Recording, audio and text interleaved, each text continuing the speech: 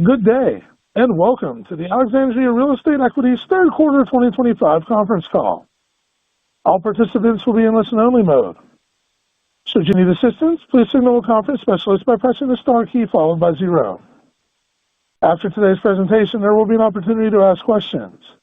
To ask a question, you may press star then 1 on your telephone keypad, and to withdraw your question, please press star then 2. Please note today's event is being recorded. I'd now like to turn the conference over to Paula Schwartz with Investor Relations.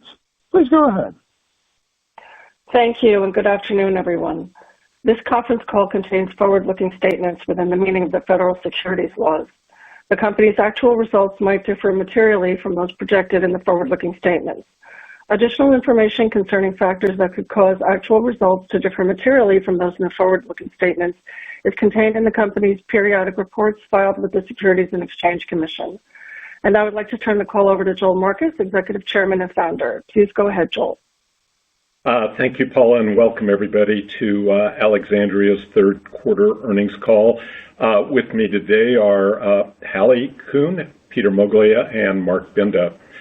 Let me start off, as I usually do, with a quote. My friend and mentor, Jim Collins, who wrote his well-known book, Built to Last, noted that the secret to an enduring great company is its ability to manage continuity and change simultaneously, a discipline that must be consciously practiced, keeping clearly focused on what should never change and what should be open to change. And clearly, our development pipeline is front and center in that. Jim's visionary wisdom and advice is a great frame for Alexandria at this moment in time. As the gold standard and leader of our niche, we invented and pioneered life science real estate, a whole new asset class and category, 31 years ago during the early years of the biotechnology revolution. Our North Star was and remains our focus on innovation clusters and ecosystems unique to the life science industry, different than almost every other property type. We're blessed with best assets, best tenants, best mega campus, and best team. Our relentless mission is driven by building the future of life-changing innovation and enabling the world's leading innovators to advance and better human health. The biotechnology revolution started almost 50 years ago, and in those 50 years, we've only been able to therapeutically address less than 10% of the more than 10,000 diseases known to humankind. No one lives in a family, community, which has not been struck by the wrath of disease and illness, devastating in so many ways. We now find ourselves on the precipice of an entirely new age of discovery and innovation at the intersection of biology and technology 50 years later. Biology, it's important to remember, is inherently slow and complex. The life science industry, and particularly the innovation engine of the biotech sector, is mission critical for a strong, safe, healthier country and planet, as well as for America's global leadership, future economic growth, and security. As opposed to most property types, office, industrial, and resi, we operate in a highly regulated industry that takes extraordinary time and cost to bring life-changing medicines to patients. To get a life-saving product on the market, you only can sell that product for a handful of years in a regime of pricing oversight, sometimes control, different than other property types. I wonder what Microsoft would say if they were told you could only license Windows for a decade and then you lose the right to retain revenue or develop revenue from that innovation. It matters fundamentally if the government is shut down or not operating effectively or efficiently. The 4 pillars of the life science industry are critical, and a critical bedrock to what I've just said about this country's health. We must preserve, protect, and grow the strong and basic translational research. It is a critical bedrock of new discoveries, and we must deal, hopefully quickly, with the current limitation on indirect overhead costs, which is stymieing demand out of the institutional sector. We must preserve, protect, and grow the robust entrepreneurial ecosystem with access to affordable capital. Cost of capital today is high for discovery research engines. From the venture capital to the IPO to the M&A, we are in a continuing difficult environment. Getting better, but difficult nonetheless. That's the second bedrock. The third one is providing a reliable and efficient and time-sensitive regulatory science framework and pathways. Once again, the FDA must compress timeframes and cost of R&D development. We met with Commissioner McCary at the end of September, and he is super focused on this issue. Important to note that total development time frame for molecules in the Western world, US and the EU, ranges in the neighborhood of about 10 to 12 years versus China, which is about a third of that time frame in their early stage of development in this industry. Approximate cost to bring products to market in the Western world is somewhere in the range of about $1.5 billion, and in China it's about 50 to 90% below that. So we're faced with a very different circumstance today that the industry must face. And the fourth pillar is providing reasonable reimbursement for innovative medicines, which are costly and time-consuming to bring to market. We at Alexandria successfully navigated the dot-com bust in circa 2000, the great financial crisis circa 2008-2009, both when we were unrated, non-investment grade, and during the GFC, we had 30% of our gross assets in non-income producing land at Mission Bay and Cambridge. But this time, the navigation is once again different than before. We've seen the unprecedented bull market, the unprecedented bull biotech market post-GFC 2014 to 21, capped off by the rocket ship of COVID rave funding and demand. A very low interest rate environment went along with that, which incentivized really foolish speculation by financially motivated real estate companies and their even more foolish capital partners. This brought an unwanted and unnecessary oversupply to many of the innovation submarkets. This had never happened in this niche before. But they're learning painful lessons that this real estate niche is unique and different from all others.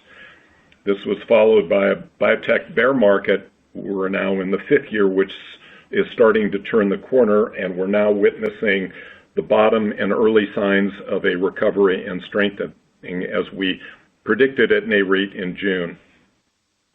The industry is now enduring a government shutdown, and the impact to the FDA is pretty serious.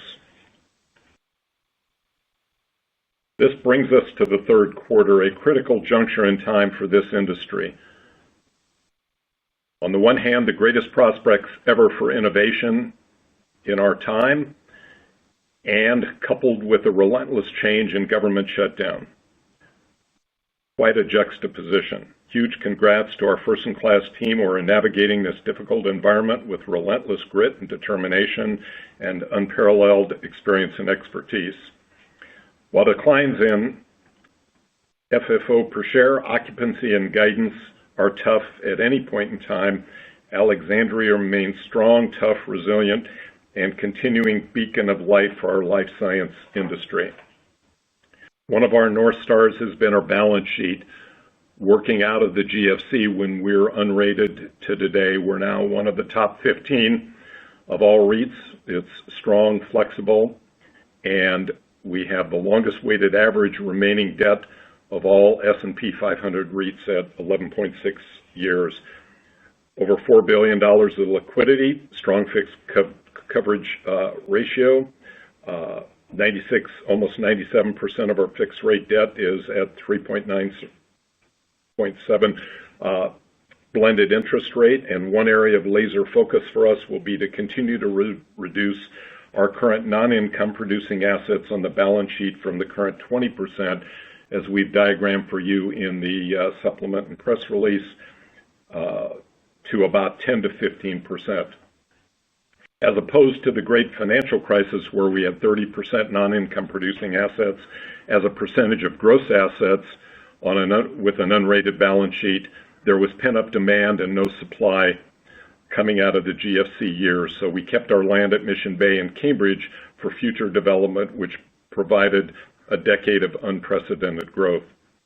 Alexandria has and will continue in this environment to accelerate its transition from substantial development to a build-to-suit on mega campus only development model. We intend to continue to decrease construction spend, preserve capital, and not create further supply.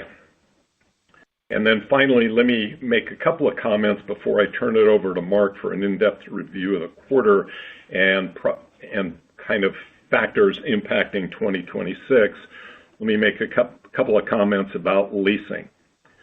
The lifeblood of Alexandria's sector-leading platform with the largest number of clients and strongest tenant base is our leasing and our tenant base, of course. 53% of our leases are to investment grade or big cap tenants with an average almost 9.5 years weighted average lease term for our top 20 tenants, and 18 of the top 20 pharmas are our tenants, a best example of our brand being the most trusted in the industry. And congrats to our team for the historic lease executed in this third quarter for 16 years with a existing credit tenant for almost 500,000 square feet at our Campus Point mega campus in San Diego. We're proud to say that our ARR from mega campuses 77% and is continuing to approach 80%. We continue to benefit from stellar operating margins and a very disciplined G&A run rate. 3Q was a solid quarter of leasing. However, institutional demand is still stuck due to the NIH issues, and particularly the reimbursement of indirect costs. Coupled with, we need to see more green shoots from early stage venture-backed companies, as well as the larger cadre of public biotech companies, which have yet to recover in a meaningful way. We're starting to see green shoots on that, but that will be a critical litmus test going forward. And finally, before I turn it over to Mark for comments, let me just say we intend to continue to meet the market for our tenants and continue to successfully lease and dominate our space. And with that, Mark? Thanks, Joel. This is Mark Binda, Chief Financial Officer. Good afternoon. I plan to cover the performance for the third quarter as well as some key emerging trends expected to impact 2026. Our team continues to navigate a challenging environment given macro, industry, and policy factors beyond our control. Please refer to our earnings release for our EPS results. FFO per share diluted as adjusted was $2.22 for 3Q25 and included the following three key impacts compared with the prior quarter. First, occupancy was effectively down 1.1% for the quarter after considering the benefit from the exclusion of assets with vacancy, which were sold or designated for held for sale during the quarter, and was driven by a challenging life science supply and demand dynamic. Second, there was a 3-cent reduction in rental income associated with one tenant in our Seattle market to adjust rental income to cash basis. Importantly, that tenant remains in occupancy and is current on rent pending future critical milestones in the first half of 2026. And third, other income was down $8.7 million, or about 5 cents compared to the prior quarter. Current quarter other income of $16 million remains consistent with the prior 8-quarter average, and as we discussed in our prior call, 2Q25 did have some lumpy fees in there. Leasing volume for the quarter remains solid at 1.2 million square feet, in line with the 5-quarter average. This includes the previously announced 467,000 square foot build-to-suit lease with a multinational pharma tenant that was executed in July. We continue to benefit from our scale, high-quality tenant roster, and brand loyalty, with 82% of our leasing activity in the quarter coming from our existing deep well of approximately 700 tenant relationships. Rental rate growth for lease renewals and releasing of space for the quarter was solid at 15.2% and 6.1% on a cash basis, which is at the high end of our guidance range for the year. We reduced our guidance for 2025 rental rate increases on renewals and releasing of space by 2%, primarily due to one short-term renewal in Canada that was executed in October, as well as some higher free rent. Lease terms on leasing continue to be long at 14.6 years for the quarter, which is well above our historical average. And tenant improvement and leasing costs on renewals and releasing of space for the quarter are relatively consistent with the prior year and down from the first half of the year. Occupancy at the end of the quarter was 90.6%, which was down 20 basis points from the prior quarter. As of September 30th, certain assets with vacancy were designated for held for sale and were removed from our operating occupancy metric, which benefited occupancy at September 30 by 90 basis points. As a result, the decline in occupancy for our operating properties on an apples-to-apples basis declined by 110 basis points during the quarter. While occupancy declined due to oversupply in certain of our submarkets, it's important to highlight that our mega campus platform, which represents 77% of our annual rental revenue as of 3Q25, outperformed overall market occupancy in our three largest markets by 18%. Our outlook for year-end occupancy was reduced by 90 basis points to a range of 90% to 91.6%. Our outlook assumes up to a 1% benefit from assets with vacancy, which could potentially be sold or designated as held for sale by December 31st, which implies an 80 basis point decline in occupancy by the end of 2025 based upon the midpoint of our guidance. Our team continues to execute with 617,458 square feet of leasing completed to date for spaces that are vacant today and expected to deliver upon the completion of construction in May of next year on average. Looking ahead to next year, we have 1.2 million square feet of lease expirations through the end of 2026, which are in great assets in AAA locations, but are expected to go vacant, and we expect downtime on those assets. Same property NOI was down 6% and 3.1% on a cash basis for the quarter. The decline in same property was primarily driven by lower occupancy. In addition, we provided an alternative same property presentation which recasts the first and second quarter results based upon the third quarter same property pool to provide a consistent quarterly trend view given several assets that were removed from the third quarter same property pool as they were either sold or designated as held for sale. It's important to note that this alternative presentation shows higher same property performance in the first half of 2025, which means there will be a tougher benchmark in the first half of 2026. We reduced our outlook for same property performance for 2025 by 1%, primarily due to slower than anticipated leasing caused by a slower realization of demand.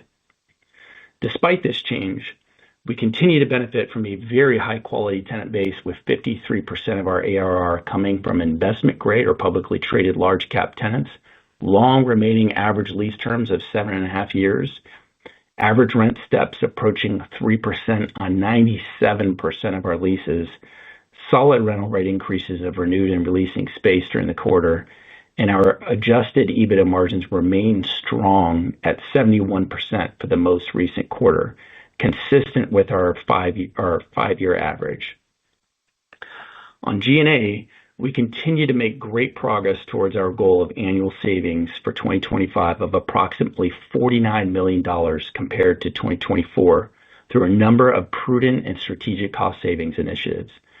Our trailing 12 months G&A costs as a percentage of NOI was 5.7%, which represents approximately half the average of other S&P 500 REITs. We expect that around half of the 2025 savings will continue into 2026, given the temporary nature of some of the 2025 savings. With projects under construction and expected to generate significant NOI over the next few years, and other earlier stage projects undergoing important entitlement design and site work necessary to be ready for future ground-up development, we are required to capitalize a portion of our gross interest cost. We have and will continue to curtail our large development pipeline coming off a decade bull run for the industry fueled by the rocket ship demand of COVID. Given the lack of clarity on near-term demand as well as significant availability in some of our submarkets, we're carefully evaluating on a project-by-project basis the $4.2 billion of land subject to capitalization during the first 9 months of the year. With pre-construction milestones in April 2026 on average, we continue to evaluate whether to progress pre-construction or construction efforts beyond the current milestones, and in various cases will likely pause or curtail activity. If we decide to pause on a project as it reaches the next milestone, capitalization of interest, payroll, and other required costs would cease on that project. While these ultimate decisions have not yet been made, we would like our funding program for next year to include a significant component of land dispositions, which would help us achieve one of our strategic objectives over the near to intermediate term to significantly reduce the size of our land bank. Sales of land could result in a significant reduction in capitalized interest and potential impairment charges. We expect steady to slightly lower capitalized interest in 4Q25 and lower capitalized interest beginning in the first quarter of 2026. Despite positive recent activity for the Biotech XBI index, private and public biotech companies continue to remain challenged given the 5-year bear market for the sector. Given these and other factors unique to our venture investments, we did revise our guidance down to a range of $100 to $120 million. It's important to point out that for the first 9 months of 2025, we realized $95 million of gains from our venture investments, which were included in FFO per share as adjusted, or about $32 million per quarter. Based upon the midpoint of our revised guidance for realized investment gains of $110 million, this implies $15 million for the fourth quarter, or a $17 million decline over the average quarterly run rate for the last 3 quarters. We continue to stand out as our corporate credit ratings rank in the top 15% of all publicly traded U.S. REITs. We have the longest average remaining debt maturity among all S&P 500 REITs at 11.6 years and tremendous liquidity of $4.2 billion. We updated our guidance for year-end leverage to 5.5 to 6.0 times for 4Q25 net debt to annualized adjusted EBITDA. The increase from our prior target of 5.2 times was primarily due to 2 factors. First, a reduction in our disposition guidance to a midpoint of $1.5 billion related to $450 million of potential dispositions expected to be delayed into 2026. And second, a projected reduction in annualized EBITDA in the fourth quarter from lower same property net operating income and lower realized investment gains.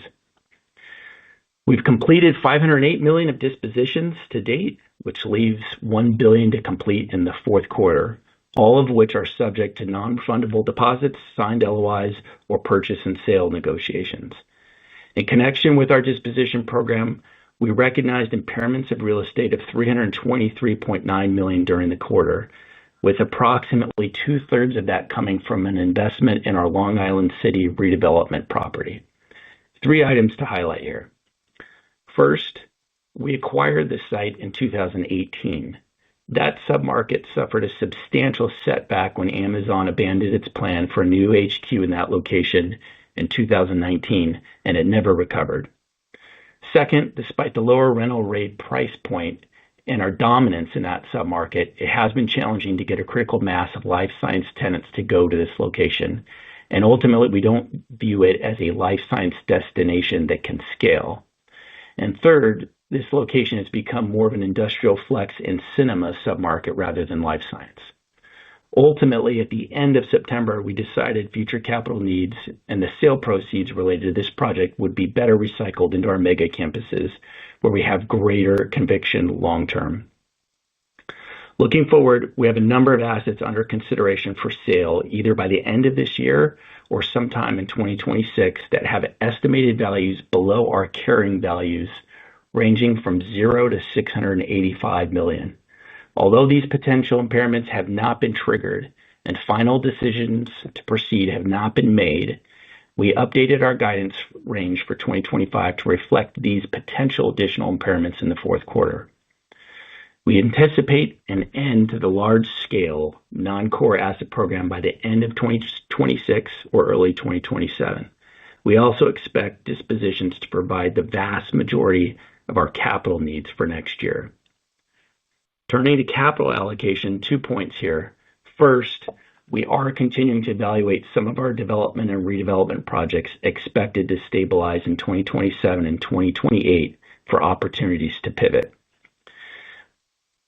Second, we estimate our 2026 construction spending to be similar to slightly higher than the midpoint of construction spending for 2025 of $1.75 billion, which includes the recently announced build-to-suit in San Diego and higher CapEx and repositioning costs necessary to lease vacant space related to our operating properties. But the goal is to continue to reduce non-income producing assets and other development pipeline and our development pipeline over time. Next, on dividend policy, the board's approach has been to share cash flows from operating activities with investors, as well as to retain a meaningful amount for reinvestment, which has allowed us to retain $475 million at the midpoint of our guidance range for 2025. In addition, the cumulative growth in dividends and FFO has been highly correlated since 2013. Given the factors that we described in our press release that are expected to impact 2026 earnings and cash flows, we anticipate that our board of directors will carefully evaluate future dividend levels accordingly. We provided updated guidance for FFO per share diluted as adjusted for 2025, which was reduced by 25 cents, or about 2.7%, to a midpoint of $9.01 per share. This change was primarily due to lower investment gains and lower same property performance driven by lower occupancy. Looking ahead to 2026, as is our long-standing practice, we will provide detailed guidance at our Investor Day on December 3rd. In advance of that, we've shared 5 important trends that will impact earnings for 2026, including core operations and occupancy, capitalized interest, realized gains on non-real estate investments, G&A, and our disposition program. Please refer to page 6 of our supplemental package for more information. Given the various factors impacting 2026 earnings, it's important to recognize the tremendous intrinsic value of our highly differentiated mega campus assets included in consensus NAV, which is significantly above our current trading price today, with that consensus NAV coming in at around $117 per share. To be clear, we continue to be the dominant leader for life science real estate with the best assets in the best locations and the best tenants. Our focus in irreplaceable world-class mega campuses will continue to set us apart and give us an opportunity to capture premium economics for the long term as the demand and supply picture improves over time. Now we'll turn it back to Joel. Operator, please start questions. Absolutely, sir. We'll now begin the question and answer session. To ask a question, you may press star then 1 on your telephone keypad. If you're using a speakerphone, we ask that you please pick up your handset before pressing the keys. If at any time your question has been addressed and you'd like to withdraw your question, please press star then 2. Today's first question comes from Farrell Granath with BofA. Please go ahead. Hi, good afternoon. Thank you for taking my question.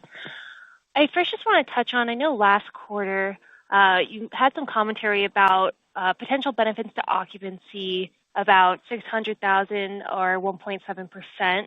I was curious of the update in your expectations or line of sight that you're seeing now. Yeah, that's a really good question. Mark, do you want to comment on those assets? Sure. Yeah. So we did provide an update. I think it's in page 2 of the press release. That number is about 617,000 feet as of September 30th. It's primarily at properties located in Greater Boston, San Francisco, San Diego, and Seattle. And it's about $46 million of potential, annual rental revenue of $46 million, and we expect it to deliver on average. There's a lot of spaces in there, as you can imagine, but on average around May 1st of next year. Okay, and also, I guess this is a broader question. In peers' calls, we've heard that there was early positivity around leading indicators in the biotech market, and you made a few comments around that, but it generally still feels like you're very much seeing the impacts of supply and demand. And I'm curious, what would turn your perspective or optimism a little bit higher, either if that's greater IPOs or different capital market movements? Yeah, that's also a really important question. I think there are three missing links, as I mentioned in my opening comments, to demand today.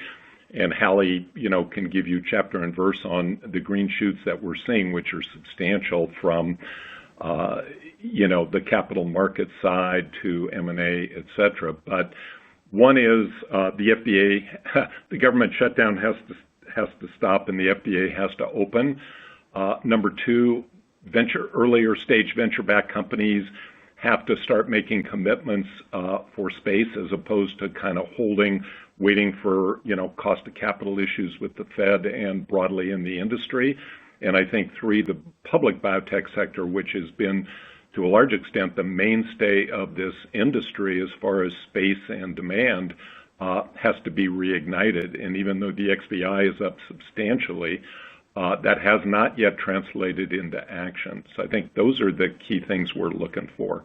And institutional demand, if the NIH can get its act together on the issues we talked about. One, making sure they're fully funded and dispersing funds, and that there's an unlocking of the current bar to the 15% indirect cost limitation.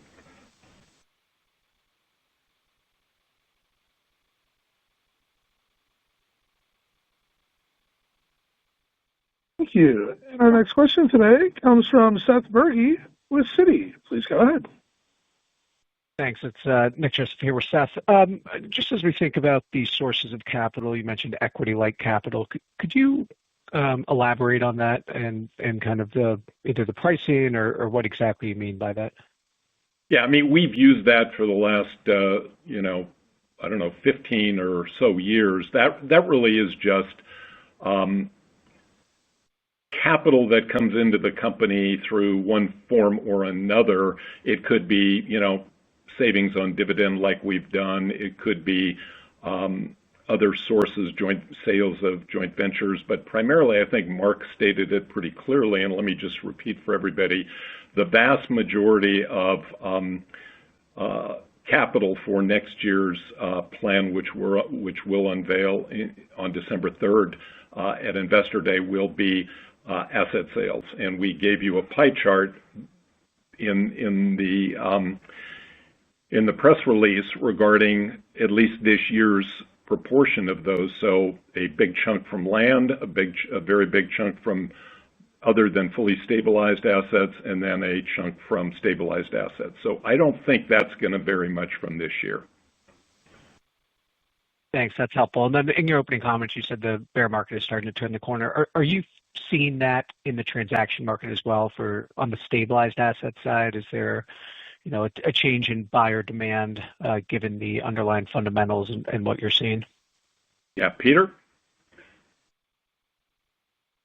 Yeah, I would say that there is strong demand for our assets, especially ones that investors consider to be opportunistic. That's really the sweet spot right now. But yeah, we have no shortage of interest in everything that we're bringing to the table. That's life science and things that are alternative uses where we're finding a lot of interest from residential developers.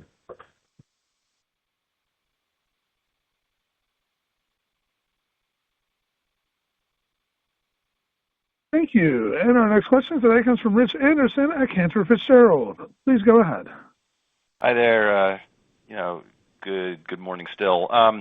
So can you talk a little bit about a little bit more detail on the development, sort of process going forward? I think it's a matter of maybe it comes down in order of magnitude over the coming years, just in dollars in terms of development spend, but also type of development. Joel, did I hear you right that the focus going forward will be more on build-to-suits than anything else? Not that you haven't been focused on that, but I mean, I wonder what the development picture is going to look like, kind of post 2026 when you top off what's left, and then you consider, the 4.2 billion that's sort of, kind of still early stage in terms of the process. Just if you could sort of give us a line of sight into what this will all look like eventually.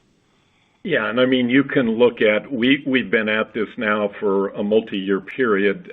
It obviously is a lot of pick and shovel work. This year is a good example, and again, the chart or the pie chart I referred to just a moment ago, this year's land sales, as estimated, both what we've accomplished and what we have left to do, will be an important part of reducing that land bank. And if you look at page 46 of the press release and sup, you can see the pie chart. Mark has tried to enhance this in as clear a fashion as possible, and you can look, just your eyes kind of go to two particular places right away. One is the 15% bucket, critical milestones coming up, non-mega campus projects.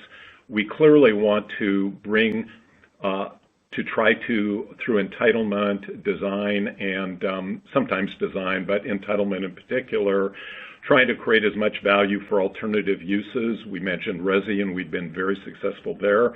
So this is a bucket that, will clearly not be there over the coming years. The one at its immediate left, 26%, where we have both stable near-term projects that are not yet fully stabilized. Of course, 27 and beyond, we have a smaller amount of leasing. Those are projects that we're going to look at very carefully and make some pretty big determinations as soon as we can get to points in time where we think we've tried to maximize the current value. And my guess is a bunch of those projects will be sold, which will further reduce, the land bank. And we'll see on the mega campus projects what happens to those.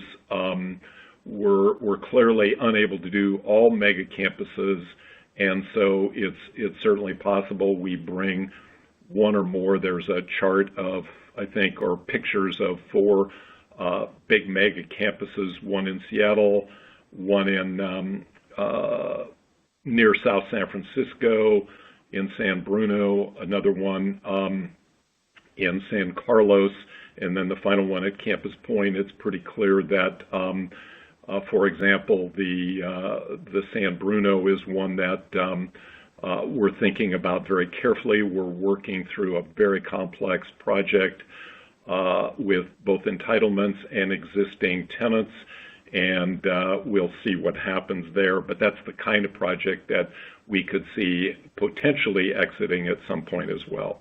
So, we're trying to be as both as aggressive as we can, time-wise, cost-wise, but also very thoughtful. Okay, and so do you think that there will be, like at Investor Day, some sort of run rate development exposure that Alexandria will sort of commit to at the other side of all this?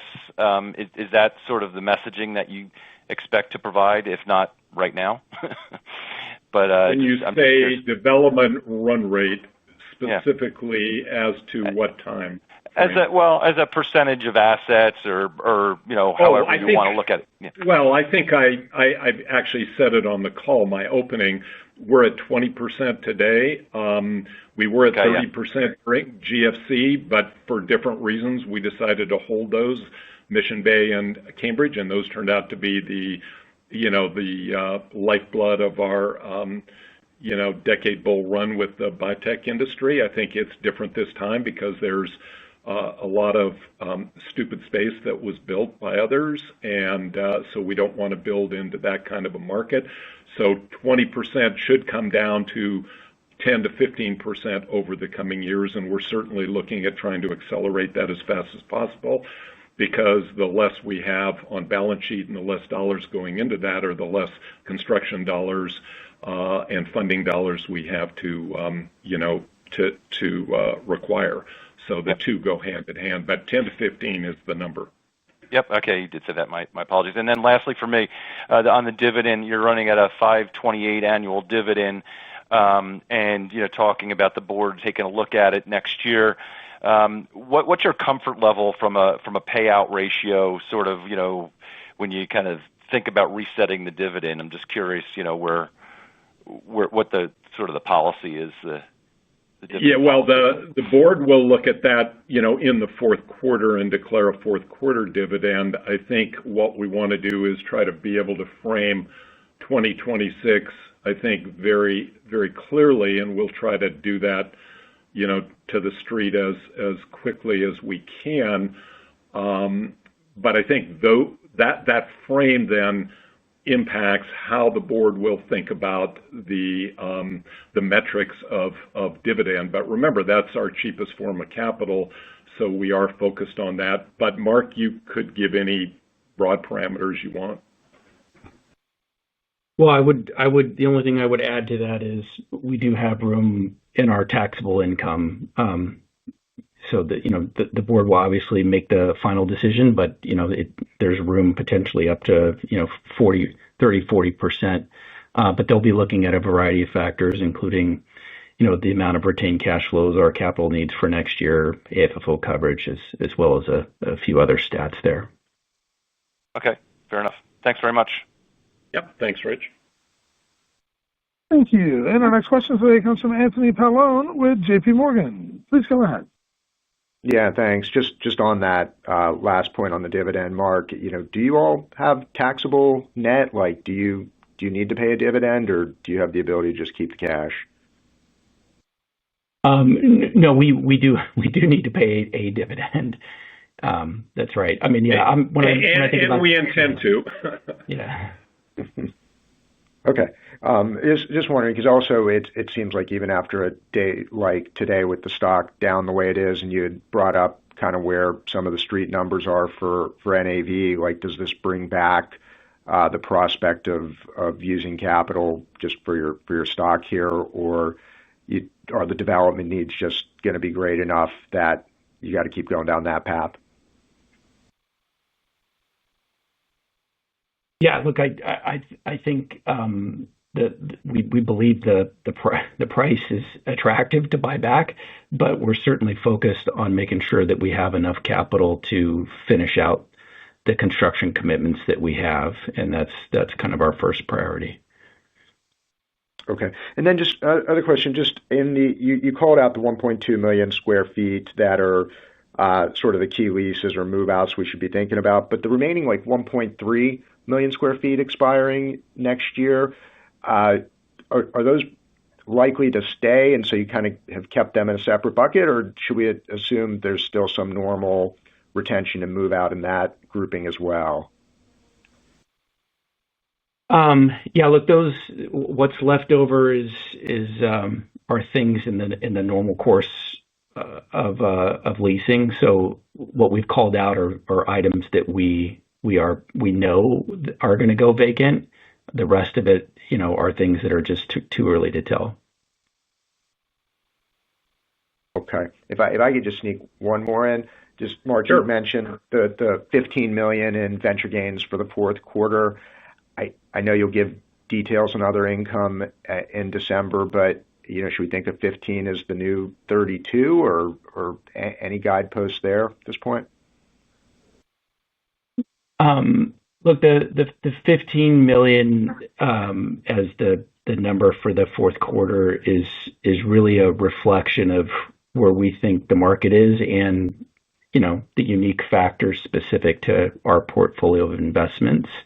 We'll be able to give a clearer picture on what we think next year looks like at our Investor Day come December. Okay. Thank you. Yep. Thanks, Tony. Thank you. And our next question comes from Wes Golladay at Baird. Please go ahead. Hey, everyone. Just looking at the future pipeline, the $3 billion and the $1.2 billion.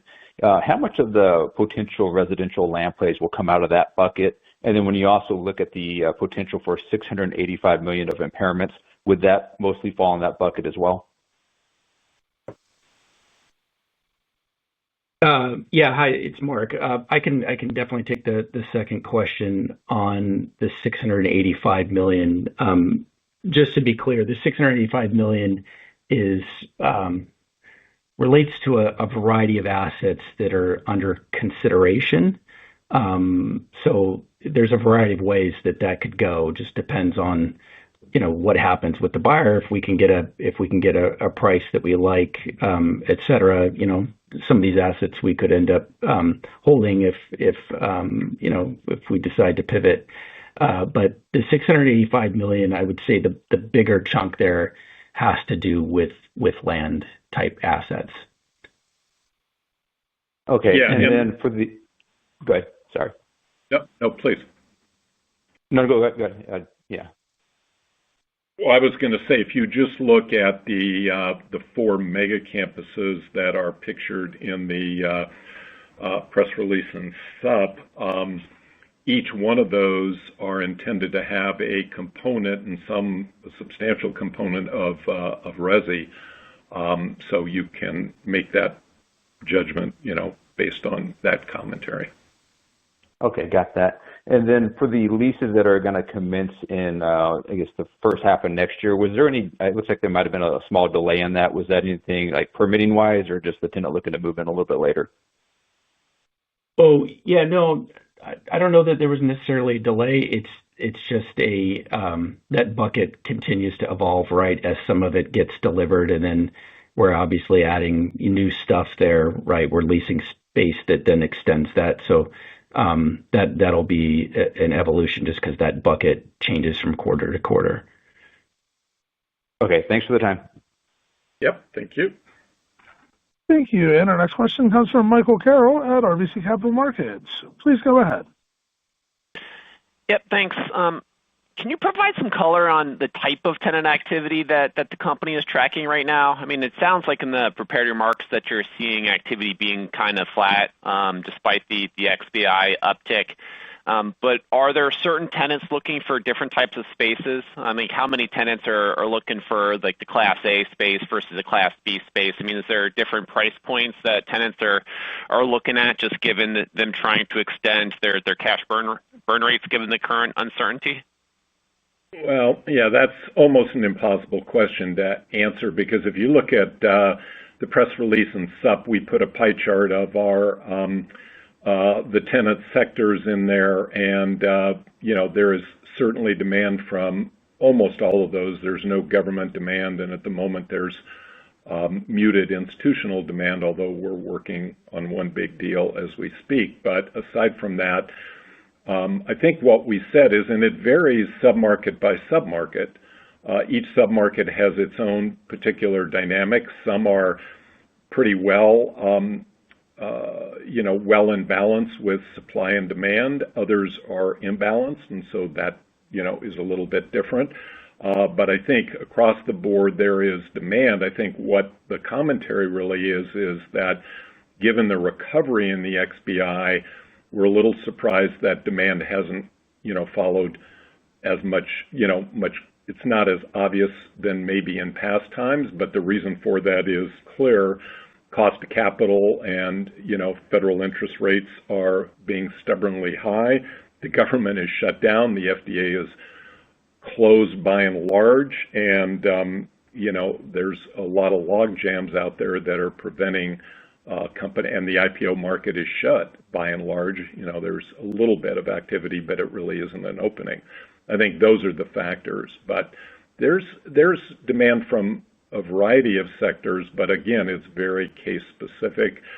And, it also depends on when you say Class A, you tend to have revenue producing companies looking for Class A space or companies that are extremely well capitalized. Others are looking for either moved out space or true second generation space after a 5, 7, 10-year lease.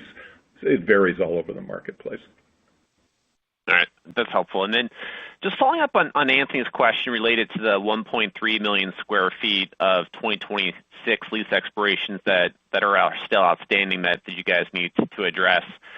Is that mostly lab tenants that are looking at that space? Or I guess what's the mix between lab tenants or maybe covered land plays that those assets are holding? I mean, can you provide any details on what type of tenants are included in that bucket?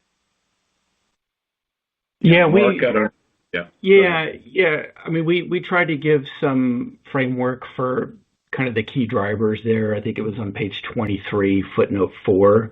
If you go kind of line by line through the call out of those properties, most of those are going to be lab related, with exception of the first one that we called out, which is about 137,000 in Greater Stanford. That one is probably more likely to be targeted to an advanced technology use, but the other ones that we called out there in San Diego and then also in Cambridge are all lab.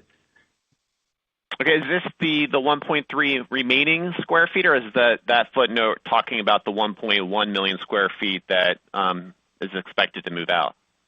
That's related to sorry, I was referring to the 1.2 million square feet of lease expirations that are known vacates. And then the 1.3 that is remaining that is yet to be addressed, is that mostly lab? It's a mix. I would say mostly lab, but it's a mix. Yeah, Mark, it's Peter. I can confirm it's mostly lab. There's also a little bit more tech space in there, just like in the 1.2, but it's mostly lab. Okay, great. Thank you.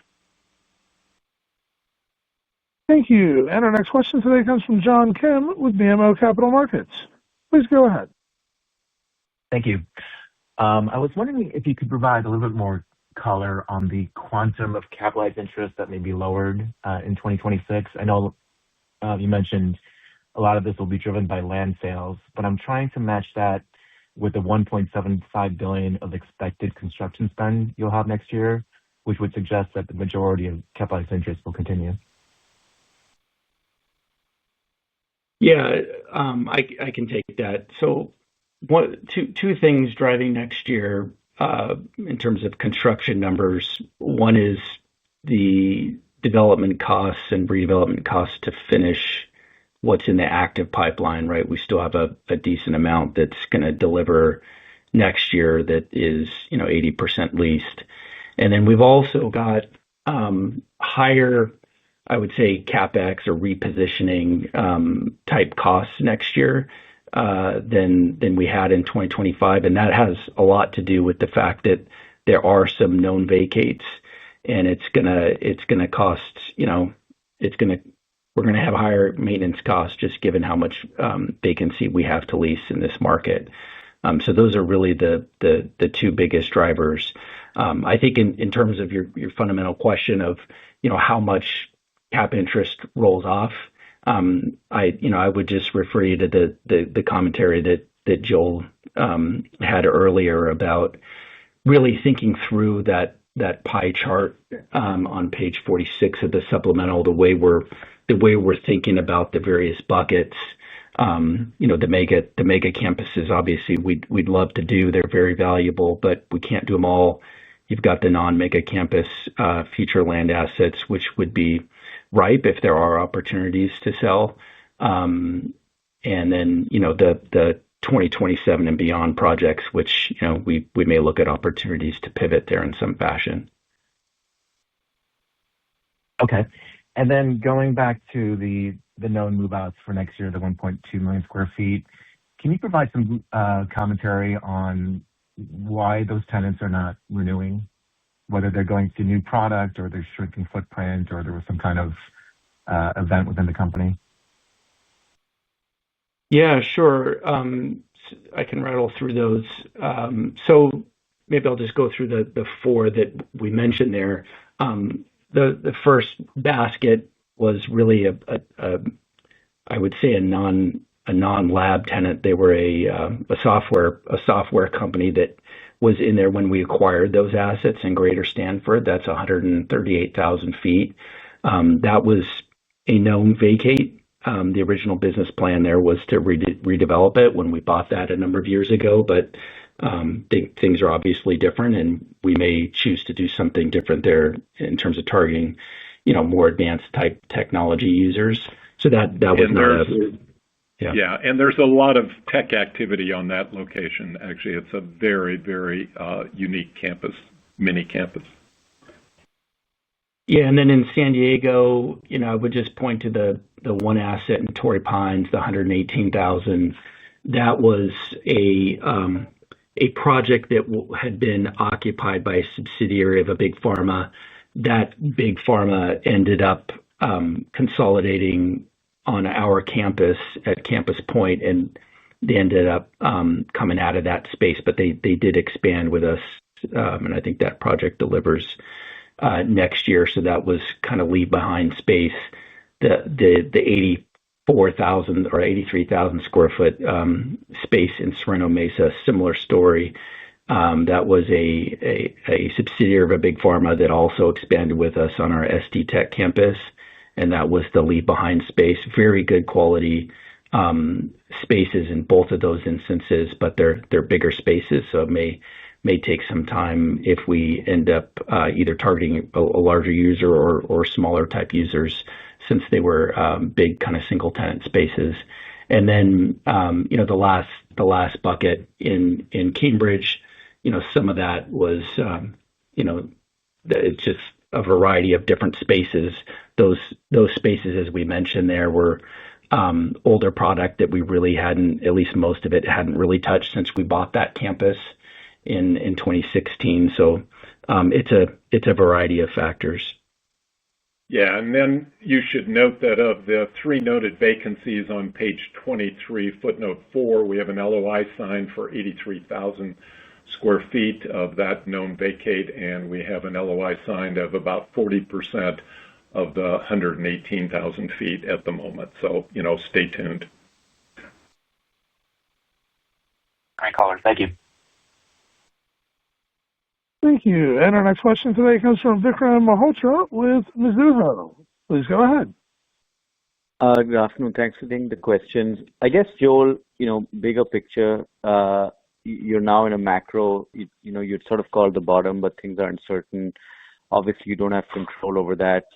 Seems like the sales process is also, it really depends on buyer timing, so perhaps less control, and you're trying to solve for leverage and capital needs. So I'm wondering, as you get through this in the next year or two, to be in a better position to maybe take advantage of distress, why not consider just outright equity to fix the balance sheet, fix your capital needs, rather than having to rely on the asset sale process, which I know is important, but I'm trying to figure out.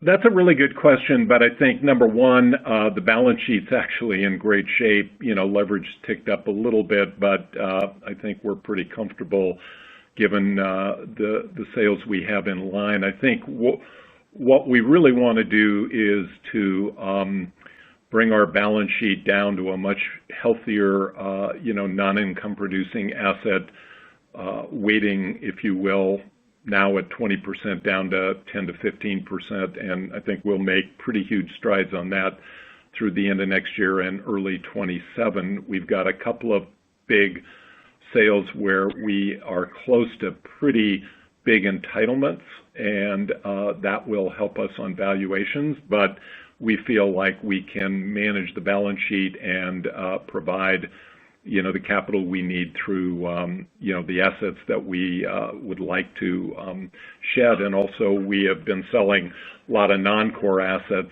some stabilized and some non-stabilized, and that's part of our goal to move our mega campus ARR up to about the 80% level. So I think we feel pretty good about that without the need to go through a common equity raise.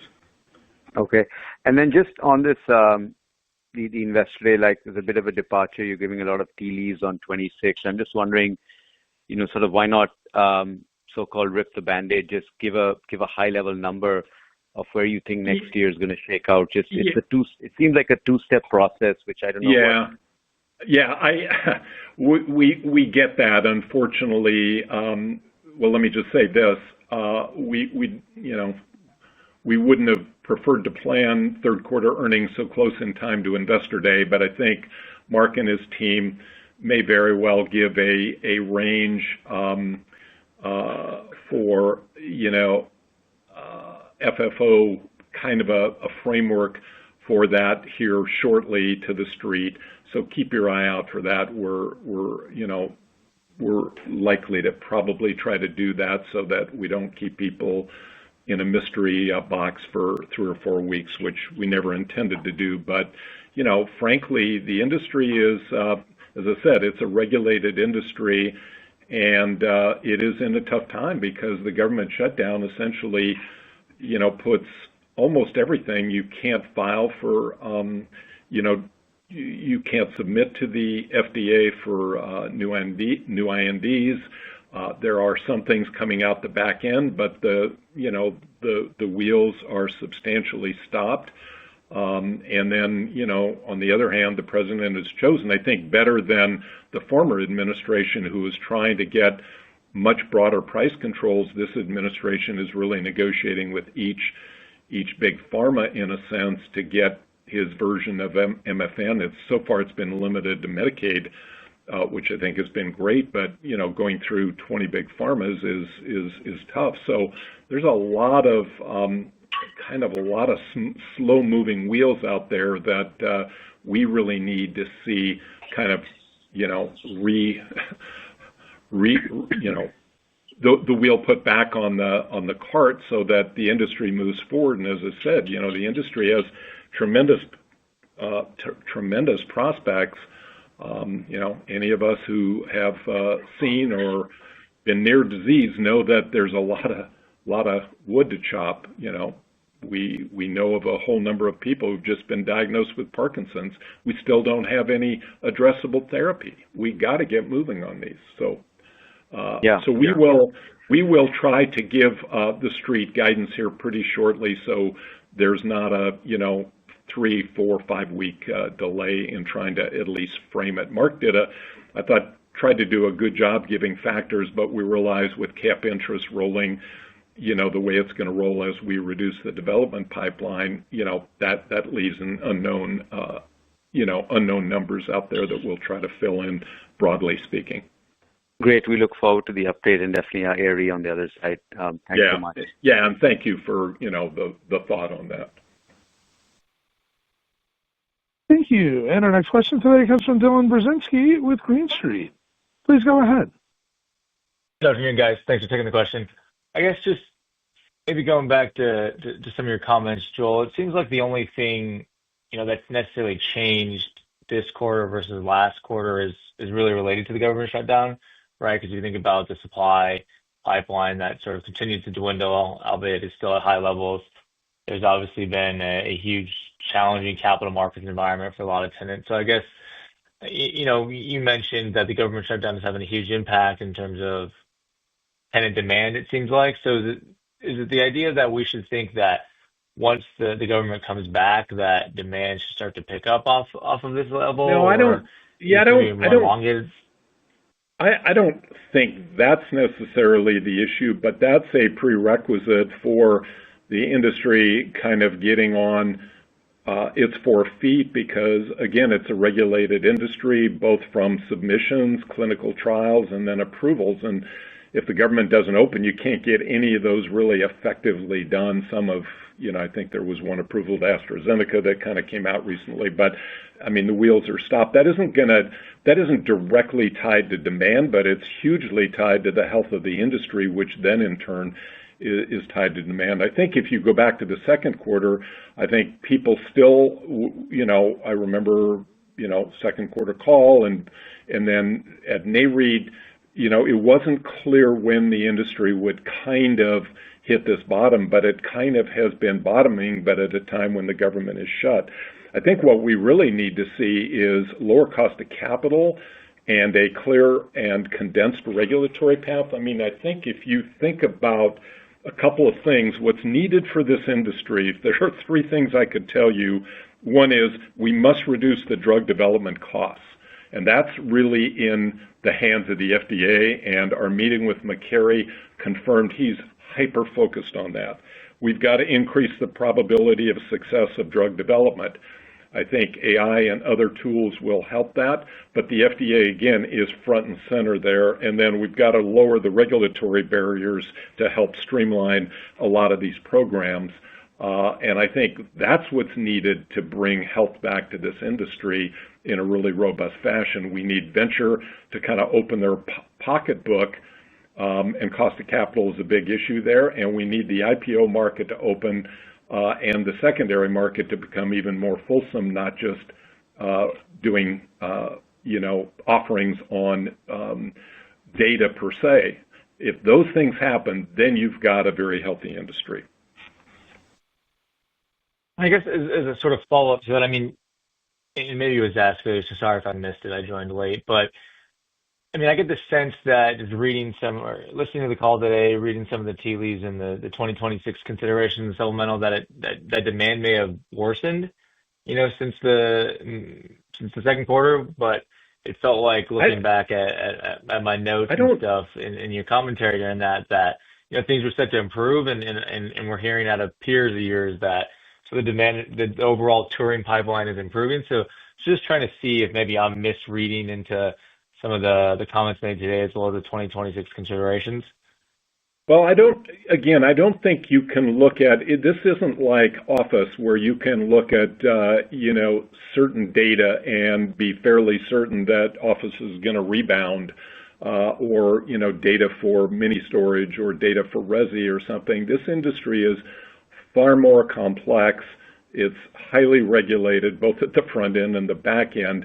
So, I know everybody struggles. They want indicators and factors that point to demand and quarter to quarter. It doesn't really work that way. And I think we've had 2 reasonable quarters of leasing, but that doesn't reflect the underlying health of the industry, which I've tried to articulate is still in need of a number of, pieces to be put in place for that to happen. And then I think you've got a fulsome rebound. So, that's the best I can articulate it. Maybe this is Hallie here. Maybe just to add to Joel's comments, when you think about tour activity where, we're certainly seeing really great companies, looking for new space, thinking about expansion. But as we mentioned before, decisions are taking longer. We're very conservative in how they think about, when to pull the trigger. And given all of the factors Joel mentioned, there's still a lot of uncertainty. And so we do feel confident that there are some fantastic companies, really high quality in this market, that are going to need space. The question is, when are they going to get comfort around making those decisions? And to date, there's just still a lot up in the air, especially on the regulatory front. Yeah, very articulately said. Yes, really appreciate that. And maybe just one more if I can. I know you guys kind of alluded to, equity type capital, and Joe, you mentioned partial interest sales, dividends, stuff like that. But I know most of your guys' focus on the dispositions has sort of been non-core assets. I guess, is there any desire to sell partial interest in any of the mega campuses, given it still seems like there'd be a strong bid or depth of demand for that type of product today? Well, I don't think that is our game plan, because I think over time our goal is actually to own more of the mega campus rather than less. But I think, there are a variety of campuses. Some, are at the absolute upper end. Some are in the, medium to high end. So it's a matter of, selection there, and some we already have partners on. But I don't think that's necessarily, the key game plan. Our key game plan is to, rid the balance sheet of a whole lot of non-income producing property and reduce our exposure to non-core assets to as minimal as we can. I think that's the core strategy here. Really appreciate it, Joel. Thanks. Thank you. And our next question today comes from Jim Cameron with Evercore. Please go ahead. Good afternoon. You've given a lot of great color regarding the 26 expirations and potential move-outs. Given the environment, is it like too early to even start thinking about 2027 type expirations and how those tenants are looking in terms of their burn rates and their intentions? I'm just curious, as you go into the investor day, et cetera, perhaps as much clarity on that would be helpful. Thank you. Yeah, well, that's a good question, Jim, and we're pretty laser focused not only on next year's rolls, but the year after's rolls. And in fact, we just had one, I think, renewal extension we just did, which was a company that I think had a roll in 2031. We just extended for a decade. So we're all over every single tenant that we want to keep in our markets about what we can do to preserve them, protect our core, and to create, future growth. So that clearly is also front and center for us, yes. Okay, great. And quickly, a second one.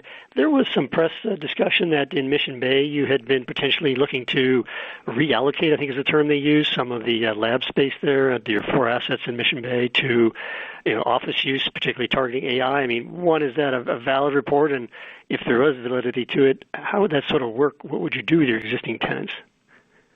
Yeah, I'll have Peter comment, but we did go in for Prop M allocation for, I think, most of our buildings there. We have them in a partnership, but we're the managing partner, and we got 100% approval on that. And the reason is because, one, we want to be able to offer office to the extent that it makes sense for our existing tenants as they need it. UCSF is a big tenant on campus, and sometimes their needs flex between lab and office.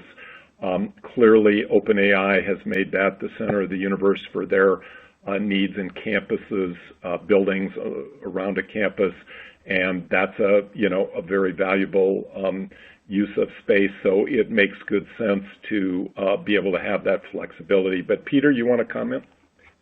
Yeah. So we already had a couple properties in Mission Bay. The Illinois properties already had 100% allocation for Prop M.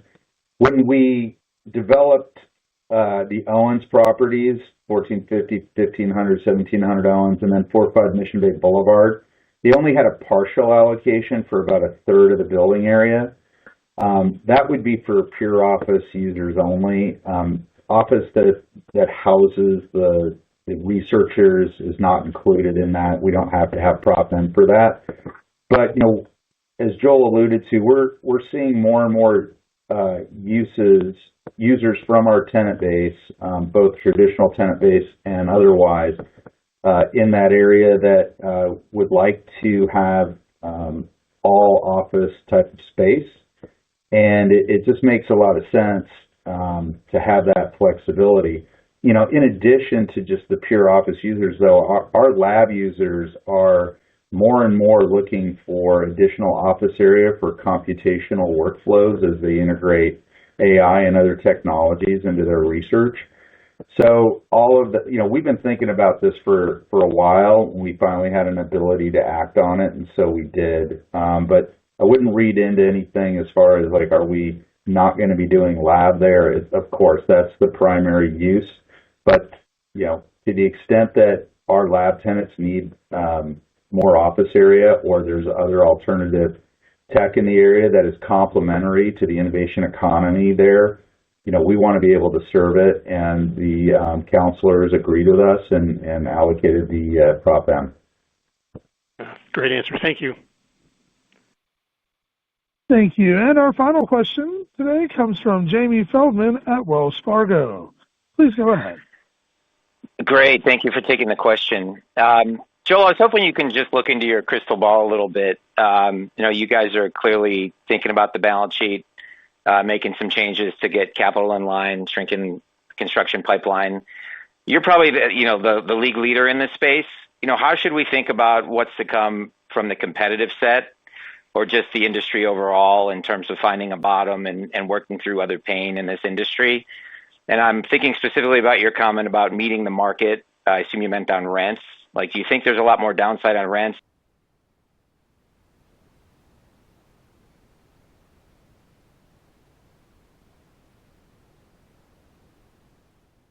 Maybe I'll make a couple of comments and ask Peter to come in depth. Yeah, we don't feel like there is any, real competitor out there. Probably the next biggest company, which is maybe, I don't know, a fourth of our size or something like that, a third of our size, is Blackstone, and they're private, obviously, and they have a very different mindset about how they run their business, in the sense of they don't, I mean, we view clusters and ecosystems in a different way than, say, a purely financial investor would view it, and that's a pretty important thing. And to a large extent, that's why we ended up with this big lease that we signed in San Diego that was not generated by an RFP. So another company would not have had a chance to really kind of come and bid on that. So we view ourselves very differently. There's nobody who is a public pure play. The one other company that's out there has got a big presence in South San Francisco and heavily weighted medical office. So I don't think that really counts as a comparable. And then there's a whole lot of private guys out there. But I think the point of what I said was, I think that very low interest rates coupled with almost a decade-long bull market and this COVID run-up. Remember, our demand went up 4x due to COVID. I mean, we'd never seen anything like that. And you try to meet the demand of your clients, but real estate takes time, and that's unfortunate that you can't meet it instantly. And so I think many of those folks that decided to hop into in the circa 2021, 22 era, built foolishly. There's a lot of buildings standing empty. Peter, and others call them zombie buildings. I just think they're just of a different ilk than, buildings in the heart of clusters and wrapped into ecosystems, just different. But if we're one-on-one with any other developer, and we have space that fits the client's needs, we're going to win. We almost never lose, and the reason is because we have the best team, we have the best space generally. You can rely on us. We have the highest level of trust, and we do what we say and we say what we do. And we've got street cred in the industry that nobody else has anything like that. Peter? Yeah, look, economics are very important, especially in an uncertain time when you don't know if, when the next dollar or where the next dollar is coming from, but you need space, you need to renew, what have you. There's other choices out there, as Joel alluded to, some dumb space decisions made by others, and what that has caused is a deterioration in fundamentals. We've talked a lot about the TI allowances that are in the market, the free rent that's in the market. By and large, the market has held the rents fairly high. I mean, I think we're still above pre-COVID rents in the big markets, and especially in the tertiary markets where there's been less competition. But even our tenants who are used to our great service, they know what's out there. They want to stay with us, and they increasingly come to us and say, "Guys, we want to renew. We want to stay with you. We want to make a long-term commitment." But the realities of the market are this, and we just want to assure people that we understand that, and we're going to meet the market. Now, are we going to have to go to the bottom in order to make the play? No. like what Joel said, as far as why people come to us, our platform, our service, our mega campuses. I mean, they still value that. But at the same time, they need a deal. And we're out there understanding where we need to be, and we are going to get a premium, but it's not going to be where it was in the old, in the previous cycle. So we just want to assure everybody that the tenants that are the best tenants in the market that we want to retain, we're going to retain. And if that means more TIs than traditionally we had to give, or a roll down in rent, then we'll do it. We're going to get through this time. It's going to take a while, but a lot of this zombie buildings will go and become different uses. The market will get tight, and we'll be in a better position the next time around. But we're going to continue to prioritize occupancy, and that's why Joel mentioned meeting the market. Thank you for that. Super helpful. So as you think about, I mean, your slide 19, you still have a positive mark to market. I mean, can you sense when markets are bottoming or leases are bottoming, or it's just too early to tell? Can you maintain a positive spread? I think it varies by submarket, Jamie, because some are, very oversupplied, and others are, within some reasonable balance. But Peter, you can kind of. Yeah. It's a guess, right? But as I see that the majority of supply left to be delivered, which I think right now that we consider competitive, is somewhere in the neighborhood of 3.3 million in our three big submarkets. Out of that 3.3 million, the majority of it is already pre-leased. So I'd say roughly about maybe 30% of that 3.3 million is going to be delivered vacant and increase availability. But then after that, we don't see anything in 20, and that's inclusive of things delivering in 26, by the way.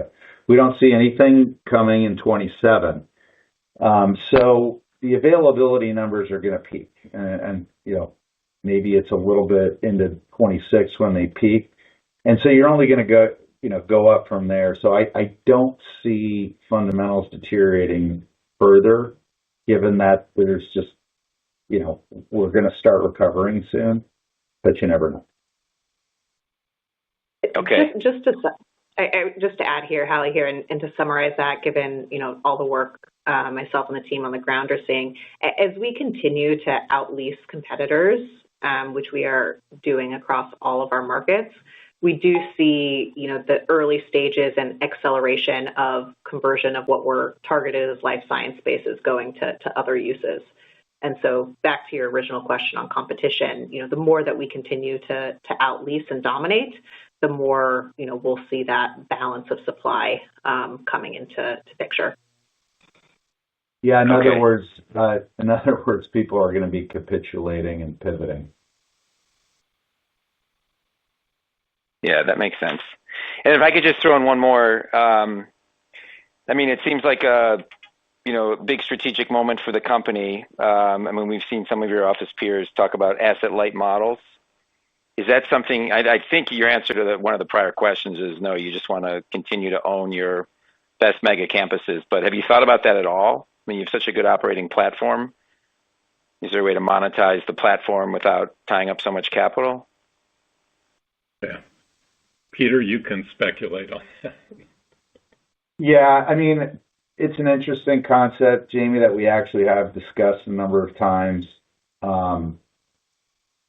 At this point in time, though, it really doesn't make sense to have so many different players. It's going to consolidate down to where it was before, meaning experienced developers that have their own platforms, and a lot of these projects that have deteriorated the fundamentals are just they're going to be something else, and those operators are going to go away. So I don't know if it's really an opportunity to where you're managing other people's projects, because those projects aren't going to be lab. That would be my take.